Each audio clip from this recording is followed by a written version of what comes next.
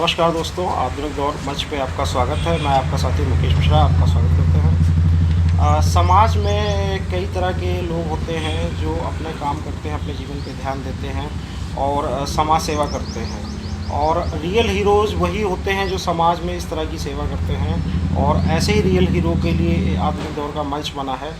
आज हमारे साथ इस मंच पे उपस्थित हैं रेणु अग्निहोत्री जी, जो जयति भारतम संस्था चलाती हैं पिछले 2005 से, और इस संस्था के अंतर्गत दिव्यांग बच्चों की वो सेवा करती हैं, उनकी एजुकेशन देखती हैं और उनको स्वावलंबी बनाने के लिए पूरी मेहनत करती हैं। जयति भारतम संस्था 2005 से कार्यरत है।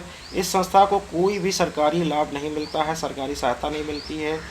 रेणु अग्निहोत्री जी अपने निजी संबंधों से या जो भी उनकी पारिवारिक लोग हैं उनकी मदद करते हैं, और आज 2005 से लगभग हज़ारों दिव्यांगों को इन्होंने स्वावलंबी बनाकर अपना जीवन जीने की कला सिखाई, उनको शिक्षित किया।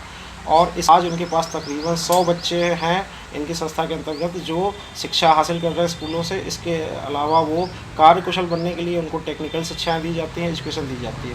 तो आधुनिक दौर मंच पे स्वागत करते हैं रेणु अग्निहोत्री जी, आपका बहुत बहुत स्वागत है। नमस्कार, थैंक यू। रेणु जी, आप 2005 से जयति भारतम संस्था चला रही हैं। कहाँ से आपके मन में विचार आया कि हमें समाज में दिव्यांग बच्चों की मदद करनी चाहिए और उनको सेल्फ डिपेंड बनाना चाहिए? वर्ष 2005 से संस्था का उद्देश्य शिक्षा से वंचित दिव्यांग छात्रों को शिक्षा देना, क्योंकि शिक्षा ही वो माध्यम होता है जो किसी व्यक्ति को सम्मान का जीवन जीने योग्य बनाती है। ये संस्था हमारे पिताजी श्री राजेंद्र कांत अग्निहोत्री द्वारा शुरू करी गई थी, जिसमें हम लोगों ने बाराबंकी से इसको स्टार्ट करा था। बाराबंकी में हमारा गांव है।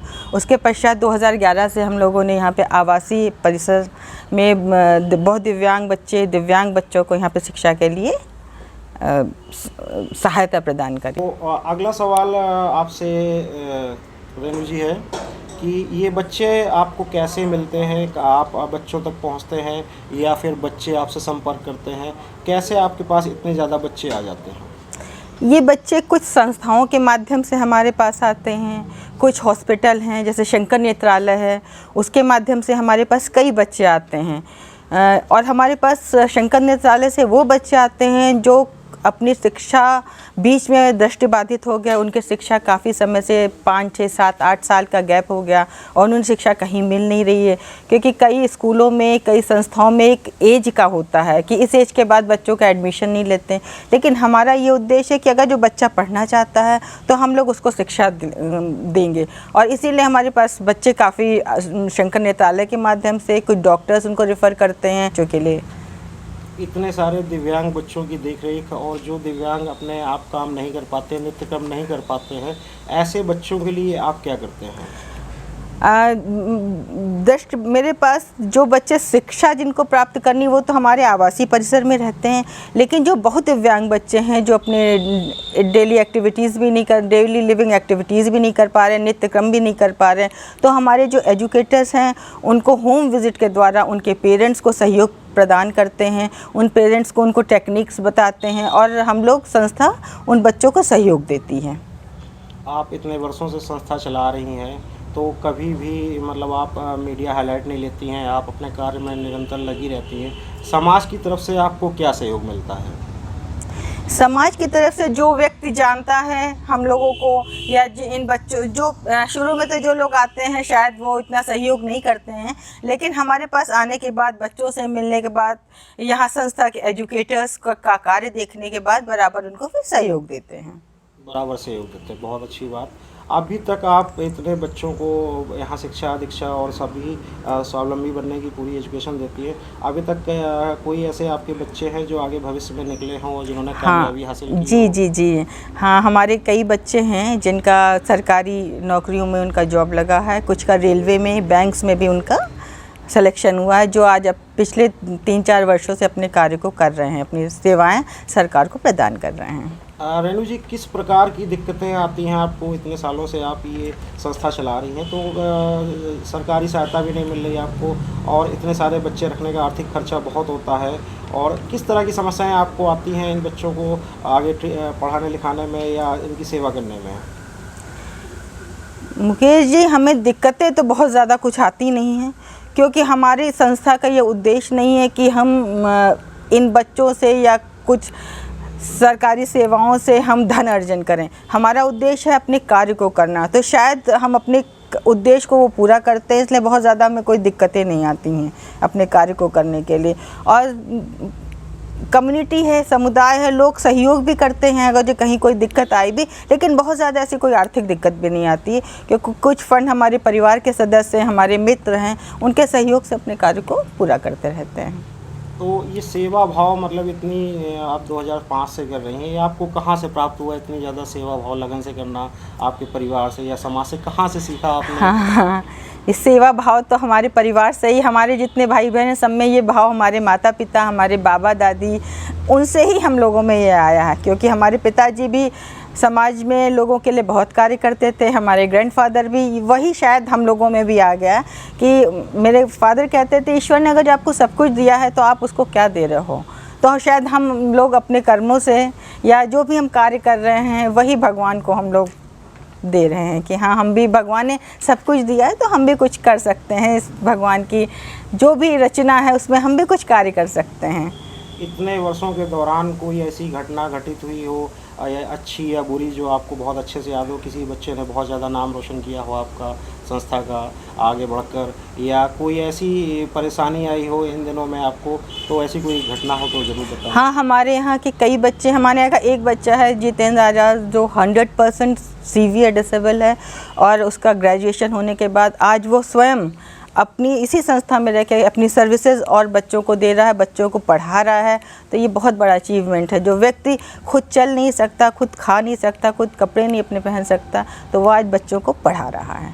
अमूमन समाज में दिव्यांगों के प्रति लोगों की सहानुभूति होती है, वो उसको दया की दृष्टि से देखते हैं, और ऐसे में बहुत से लोग मदद करना चाहते हैं, उनको सिर्फ वैकल्पिक मदद करते हैं, लेकिन उनके फ्यूचर के बारे में बहुत कम ही लोग सोचते हैं, जो कि आपने सोचा। तो समाज में आपका दिव्यांगों के प्रति क्या नज़रिया है कि उनको कैसे क्या जीवन यापन करना चाहिए, या उनको क्या एबिलिटी अपने अंदर पैदा करनी चाहिए ताकि वो जीवन अच्छे से जी सकें? हमारी संस्था का तो प्रमुख उद्देश्य यही कि बच्चों को शिक्षित कर दें, क्योंकि शिक्षा ही वो माध्यम है जो किसी व्यक्ति को सम्मान का जीवन जीने योग्य बनाती है। यदि व्यक्ति शिक्षित हो जाएगा तो आगे के रास्ते उसके स्वयं खुल जाते हैं, और संस्था दूसरा बच्चों को अपने पुरुषार्थ पे काम करने योग्य भी बनाना चाहती है कि अपने पुरुषार्थ पे ही सारे कार्यों को करें। बिल्कुल, हमारे प्रधानमंत्री आदरणीय मोदी जी ने भी विकलांग शब्द हटा के दिव्यांग शब्द जोड़ा है, तो उनके लिए आप क्या कहना चाहती हैं? हमारे माननीय प्रधानमंत्री जी का बहुत ही बच्चों के प्रति या दिव्यांगों के प्रति बहुत बड़ा स्नेह है, और वो इनके लिए बहुत कार्य करते हैं, और सारे काफ़ी कुछ उनके नाम, दिव्यांग नाम बदलने से शायद जो हमारे दिव्यांग व्यक्ति हैं उनका मनोबल और बढ़ गया कि हमें दिव्य अंगों का से ही शोभित किया जा रहा है। तो मोदी जी का तो बहुत बड़ा। आपके जो स्टाफ में जो पढ़ाते हैं यहाँ और जो भी लोग उनकी सेवादार हैं, तो क्या उनको कोई स्पेशल ट्रेनिंग दी जाती है? हाँ, ये सारे स्पेशल एजुकेटर्स होते हैं जो डिप्लोमा और डिग्री स्पेशल फील्ड में करते हैं। तो वो उनको टेक्निकल नॉलेज या जो बेसिक नॉलेज है या बेसिक शिक्षा सभी देते हैं कि सिर्फ टेक्निकल नॉलेज ही देते हैं? ये सारी शिक्षा देते हैं बच्चों को। तो हॉस्टल की सुविधा भी है आपके यहाँ? जी हाँ, हॉस्टल और इनके खाने पीने और रहने की सभी व्यवस्था? हाँ, ये सारी निःशुल्क। हाँ, निःशुल्क से होता है। जी। तो लोग आपसे कैसे संपर्क करते हैं, या आपकी कोई वेबसाइट है, या आप कैसे संपर्क ऐसे लोगों से करती हैं जो आपकी संस्था से जुड़ते हैं? मेरी वेबसाइट भी है, फेसबुक भी है, उसी के माध्यम से लोग जुड़ते हैं। कुछ अपील करना चाहेंगे कि दिव्यांगों के लिए वो क्या करें, या क्या ऐसा करें कि जिससे दिव्यांगजन उसका फ़ायदा ले सकें? दिव्यांगों के लिए और उनके लाभ के लिए जो योजनाएं हैं उनको सरकार उन तक पहुंचाए, जिससे अधिक से अधिक दिव्यांग व्यक्ति लाभ प्राप्त कर सकें और अपने जीवन को जी सकें अच्छे से। इसके अलावा आप अपने बच्चों में पूरा दिन समय देती हैं, और आपने अपना पूरा जीवन इनकी सेवा में लगा दिया है। आपको मतलब इस कहते हैं कि सच्ची सेवा में ही आत्म सुख होता है, तो आपको अपने बच्चों से बहुत ज़्यादा लगाव है। मतलब ऐसी कोई घटना बताइए जो बहुत ही स्मरणीय हो आपके लिए, और कोई ऐसा बच्चा जो बहुत ही आपको मतलब याद रहता हो, दिव्यांग बच्चा जिसने आपको बहुत ज़्यादा मतलब अंदर तक जोड़ा हो, ऐसा कोई घटना है आपके मन में? हमारे जो बच्चे, हाँ, जो बच्चे नहीं शिक्षा प्राप्त कर पा रहे थे, आज वो हमारे यहाँ से शिक्षा प्राप्त करके लखनऊ विश्वविद्यालय में BHU से शकुंतला मिश्रा से आज वो अपनी ग्रेजुएशन पूरी कर चुके हैं और अपनी कंपटीशन की तैयारी कर रहे हैं। इसलिए हमें बड़ा अच्छा लगता है कि जो बच्चे 10-10 साल का गैप होने के बाद अपनी शिक्षा जिनको नहीं मिल रही थी, वो आज शिक्षित हो गए हैं।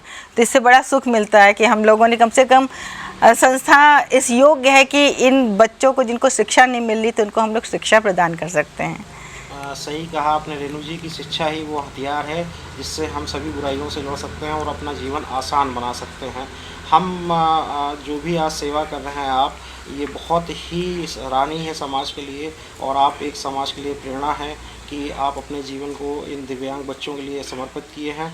और संस्था पिछले 15 सालों से बिना किसी सरकारी सहायता और बिना किसी बहुत विशेष आर्थिक योगदान के पूरी तरह से संचालित कर रही हैं। इसके साथ ही आप कुछ समाज को अपना संदेश देना चाहती हैं हमारे आधुनिक चैनल के माध्यम से? समाज में हर व्यक्ति का कुछ ना कुछ योगदान होता है, तो हम चाहते हैं कि जो भी अपना योगदान संसार के प्रति हो वो अपना पूर्ण निष्ठा से आप लोग करिए। और अगर कोई ज़रूरतमंद व्यक्ति है, अगर उससे आवश्यकता है, तो यथासंभव यदि आपकी शक्ति है तो आप ज़रूर से उसका सहयोग करें, जिससे हमारे जीवन की सार्थकता सिद्ध हो, हमारा जीवन भी सिद्ध हो सके। हमारे अंशमात्र कार्य से अगर किसी व्यक्ति का भला होता है तो ये हमारे लिए बहुत अच्छा होगा। जैसा कि आपने देखा कि रेणु जी के इतने अच्छे विचार हैं, पिछले 15 सालों से वो दिव्यांगों के लिए इतना अच्छे से पूरा चला रही संस्था जयती भारतम करके, और इनका सीधा कहना है कि हम ईश्वर ने हमें चुना है इस सेवा के लिए और इससे इन्हें आत्म सुख मिलता है दिव्यांगों की सेवा करके। और समाज में कहा है कि जितना आपसे योगदान हो सके वो योगदान करिए और ज़रूरतमंद लोगों की मदद कीजिए। तो इसी के साथ हम बहुत बहुत धन्यवाद करते हैं आपका रेणु जी। Thank you. जयती भारतम संस्था से हमारे साथ जितेंद्र आज़ाद जी हैं, जो स्वयं एक दिव्यांग हैं और यहाँ पढ़कर आज वो स्वयं एक टीचर बन गए हैं और दिव्यांग बच्चों को पढ़ा भी रहे हैं। ये कई विषयों में महारत रखते हैं, जैसे पॉलिटिकल साइंस, म्यूजिक और भी कई अन्य विषय हैं जो ये स्वयं यहाँ से शिक्षा हासिल की। आज वो शिक्षा का प्रसार अपनी संस्था में स्वयं बच्चों को दे रहे हैं। जितेंद्र जी, बहुत बहुत स्वागत है आपका। धन्यवाद सर। जितेंद्र जी, आप यहाँ रहे, पिछले कितने वर्षों से आप रह रहे हैं? मैं पिछले 11 सालों से यहाँ पर हूँ और मैंने अपनी शुरुआत यहाँ पे एक स्टूडेंट के रूप में की थी। और पढ़ते पढ़ते पढ़ाई के जब बिल्कुल मूड में गए तो हमने ये सोचा, या जो शिक्षा हमें मिल रही है तो मेरे जैसे और भी लोग हैं जिनको इसकी बहुत ज़रूरत है। तो धीरे धीरे मैंने अपने जो जूनियर थे उनके साथ बैठ कर के उनको थोड़ा हेल्प करना या फिर उनके बारे में जानना शुरू किया। तो मुझे ऐसा लगा कि हमने ये तो सीख लिया कि मेरे राइट्स क्या हैं या मेरी ज़रूरतें क्या हैं, लेकिन अब हमको ये भी देखना होगा कि समाज की क्या ज़रूरत है, कि सोसाइटी को क्या चाहिए।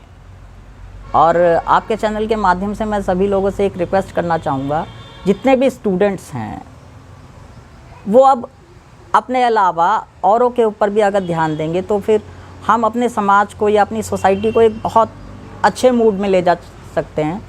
जहाँ पर जैसे कि हमारे देश में अभी निरक्षरता उस सीमा पर है जहाँ पर हमको पीछे हटना पड़ता है।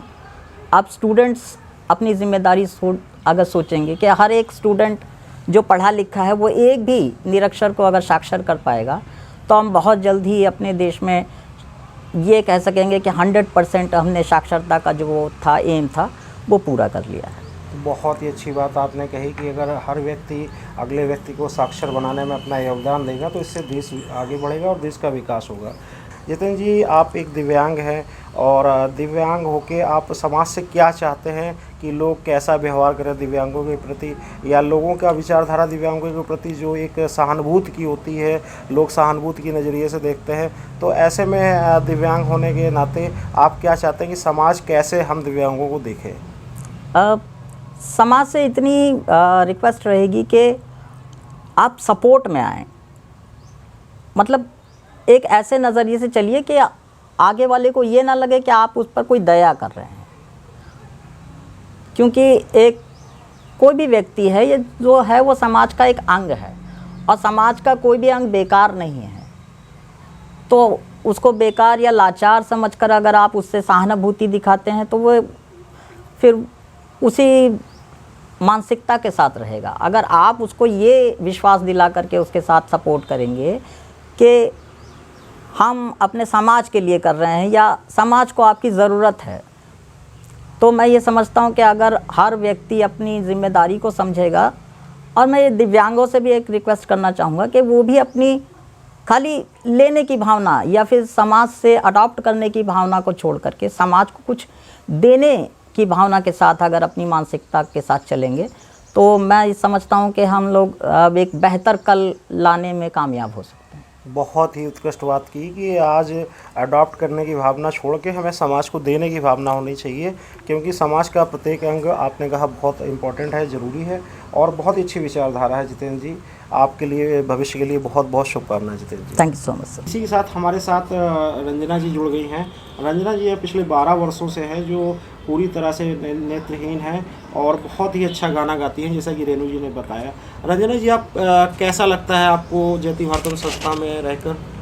यहाँ पर मुझे बहुत अच्छा लगता है और सब सहयोग करते हैं मिलकर एक साथ में, और यहाँ पर हम पढ़ाई भी करते हैं, गाना भी गाती हूँ मैं, और मुझे डांस भी सिखाया गया है। मैं टोटली ब्लाइंड ज़रूर हूँ लेकिन मैंने ऑल वर्ल्ड में डांस किया है, क्योंकि मैं ब्लाइंड तो ज़रूर हूँ लेकिन स्पर्श करके मैंने डांस सीखा है। तो मुझे इस बात की भी बहुत खुशी मिलती है कि मैं ब्लाइंड होते हुए भी डांस मैंने किया और मुझे काफ़ी अच्छा लगा। कोई ऐसा गाना जो आपको बहुत ही पसंद हो तो उसके 2 बोल आप सुनाएंगे तो बहुत अच्छा लगेगा हमारे दर्शकों को। जी बिल्कुल। हर तरफ हर जगह हर कहीं पे है, हाँ उसी का नूर, रोशनी का कोई दरिया तो है, हाँ कहीं पे ज़रूर। हर तरफ हर जगह हर कहीं पे है, हाँ उसी का नूर। बहुत खूब देखा आपने, इतनी सुरीली आवाज़ और इतना लयबद्धता से आज रंजना जी ने गाया है, और ये रेणु जी की मेहनत का ही नतीजा है कि रंजना जी आज अच्छे से डांस करना जानती हैं, अच्छे से गाना गाना जानती हैं, और ईश्वर इनको और। ज्योति भारतम संस्था से हमारे साथ राखी वर्मा जी हैं जो यहाँ एक अध्यापिका हैं, और ये ब्लाइंड डेफ और जितने भी दिव्यांग बच्चे हैं उनको सभी चीज़ें पढ़ाती है, सारे सब्जेक्ट पढ़ाती है। इसके साथ ये एक्स्ट्रा करिकुलम भी पढ़ाती है, जैसे बच्चों को जो भी इंटरेस्ट होता है ड्राइंग या रंगोली बनाना या क्राफ्ट वगैरह बनाना, उसमें भी इनका विशेष योगदान रहता है। राखी जी, आपका बहुत बहुत स्वागत है आधुनिक दौर पे। कैसा लगता है आपको इन दिव्यांग बच्चों को पढ़ाना, या क्या क्या आपके सामने कठिनाइयाँ आती हैं इन दिव्यांग बच्चों को पढ़ाने में? सर मुझे तो अच्छा लगता है इन बच्चों के साथ कार्य करना। हम यहाँ से पहले वॉलंटियर के रूप में काम करते थे, कोई प्रोग्राम वगैरह होता था तो हम आते थे। इन बच्चों के साथ रहकर मुझे बहुत अच्छा लगता था, इसीलिए हमने अपना स्पेशल फील्ड चुना और मैंने डीएड किया ताकि मैं बच्चों के साथ कोई काम कर सकूं, बच्चों को पढ़ा सकूं। मुझे लगा कि हाँ, इनको पढ़ाने के लिए मुझे स्पेशल फील्ड से कोई डिप्लोमा वगैरह चाहिए तभी हम इन बच्चों को पढ़ा सकते, तो मैंने डीएड किया है। तो पहले वॉलंटियर के रूप में काम करते थे, आते थे यहाँ, लोग बच्चों से मिलते थे, मुझे अच्छा लगता था इन बच्चों के साथ। तो मैंने अपना क्षेत्र चुन लिया, यहीं पे मुझे अवसर दिया मैम ने स्पेशल फील्ड में बच्चों को पढ़ाने के लिए। तो ऑनलाइन क्लासेस, जैसे कोरोना काल में तो ऑनलाइन क्लासेस चल रही हैं, बच्चों को ऑनलाइन क्लास, ब्लाइंड बच्चों को, अगर एचआई बच्चे हमारे हैं उनको ओकेशनल ट्रेनिंग देते हैं, वॉल हैंगिंग बनवाना या फिर कोई पेंटिंग क्राफ्ट ज़रूरत होती है। सर इन बच्चों के साथ काम करने, एक बार बताया नहीं कर पाए, दोबारा ट्रेनिंग दी, दोबारा बताया, हाथ पकड़ के सिखाया, उनको सिखाते सिखाते उनको इंडिपेंडेंस किया। पहले वो नहीं कर पा रहे हैं, उनको सिखाया। तो सर समस्याएं तो आती हैं, उनको समझने के लिए पेशेंस की बहुत ज़रूरत होती है सर। उन्हीं के साथ वो सिखाएंगे सहायते से तो वो सीख जाते हैं सर, काफ़ी हद तक काम करते हैं। हम लोगों की तरह अगर सिखाया जाए तो सीख जाते हैं वो। ज्योति भारतम संस्था से हमारे साथ स्मृति पटेल जी हैं जो यहाँ एक अध्यापिका है, और ये भी बच्चों को, दिव्यांग बच्चों को पूरी तरह से पढ़ाती हैं और पूरे डेडिकेशन से पढ़ाती हैं। स्मृति जी, बहुत बहुत स्वागत है आपका। स्मृति जी, किस क्लास तक के बच्चे? 12th तक सब पढ़ाते हैं सब्जेक्ट। हिंदी पढ़ाते हैं, हिस्ट्री पढ़ाते हैं, 10th में भी हिंदी पढ़ाते हैं और 12th में भी हिंदी पढ़ाते हैं, फर्स्ट ईयर में हिस्ट्री पढ़ाते हैं। और एक्स्ट्रा करिकुलम जैसे पेंटिंग है, रंगोली बनाना सिखाना, वॉल हैंगिंग, बाकी एक्स्ट्रा और सारी एक्टिविटी सिखाते हैं। भारतम संस्था में जो बच्चों को शिक्षा देने का कार्य कर रहे हैं मुकेश कुमार वर्मा जी कर रहे हैं, और जो पूरी तरह से ब्लाइंड बच्चे हैं ये उनको ब्रेल लिपि में शिक्षित करते हैं, और कई सैकड़ों बच्चों को उन्होंने शिक्षित किया है। तो आइए जानते हैं मुकेश जी से क्या उनको समस्याएं आती हैं और नॉर्मल और एक ब्लाइंड बच्चे को पढ़ाने में। मुकेश जी, आपका बहुत स्वागत है आधुनिक दौर पे। आप इस संस्था से कितने सालों से जुड़े हैं? हम जयति भारतम संस्था में 2012 से जुड़े हुए हैं। तो आप ब्लाइंड बच्चों को एजुकेशन देते हैं जी। एक नॉर्मल बच्चे को पढ़ाने में और एक ब्लाइंड बच्चे को पढ़ाने में क्या फ़र्क है, और किस तरह से आप पढ़ाते हैं? क्या क्या दिक्कतें आती हैं, या फिर उनका लर्निंग पावर सामान्य बच्चों से तेज़ होता है? जब हम इस क्षेत्र से नहीं जुड़े हुए थे तब ये मन में आता था कि इनको पढ़ाना बहुत चुनौतीपूर्ण होगा, लेकिन हमने कोर्स किया। कोर्स के साथ ही साथ संस्था में भी हमें समय समय पर प्रशिक्षण दिया गया। उसके लिए नेवी, मुंबई और दिल्ली, BRA अलग अलग प्रशिक्षण के लिए संस्था द्वारा हमें भेजा गया, जहां पर हमने इन बच्चों को पढ़ाने के लिए जो भी तकनीक है वो सीखी, और वही अपने बच्चों को हमने उपयोग करके उनको शिक्षा दी, जिससे हमें कोई विशेष समस्या नहीं लगी। क्योंकि सीखने की क्षमता इन बच्चों के जो कंसंट्रेशन है सामान्य बच्चों की अपेक्षा बेहतर है, क्योंकि कोई भी चीज़ इनको मौखिक बताते हैं, उनके पास अगर कोई लिखित नहीं है तभी वो उनको याद रहता है काफ़ी समय तक। तो ब्रेल लिपि में जो पुस्तकें आती हैं, किताबें आती हैं, वो नॉर्मल कोर्स की होती हैं कि इनकी कोई अलग किताबें होती हैं? नहीं, इनका पाठ्यक्रम जो सामान्य बच्चों के लिए होता है वही पाठ्यक्रम इन बच्चों के लिए भी है। वही पाठ्यक्रम है? हाँ, पाठ्यक्रम में कोई बदलाव नहीं है। बस ये है कि इनके एग्ज़ाम में विकल्प में कुछ सब्जेक्ट जैसे संगीत, आर्ट की जगह पे संगीत इन बच्चों को पढ़ाया जाता है, और मैथ में भी अगर बच्चे 8th के बाद नहीं पढ़ना चाहते हैं तो संगीत विषय इनके लिए एक विकल्प होता है। जैसा कि आपने देखा कि रेणु जी के इतने अच्छे विचार हैं, पिछले 15 सालों से वो दिव्यांगों के लिए इतना अच्छे से पूरा चला रही हैं संस्था जयति भारतम करके, और इनका सीधा कहना है कि हम ईश्वर ने हमें चुना है इस सेवा के लिए, और इससे इन्हें आत्म सुख मिलता है दिव्यांगों की सेवा करके, और समाज में कहा है कि जितना आपसे योगदान हो सके वो योगदान करिए और ज़रूरतमंद लोगों की मदद कीजिए। तो इसी के साथ हम बहुत बहुत धन्यवाद करते हैं आपका रेणु जी। Thank you.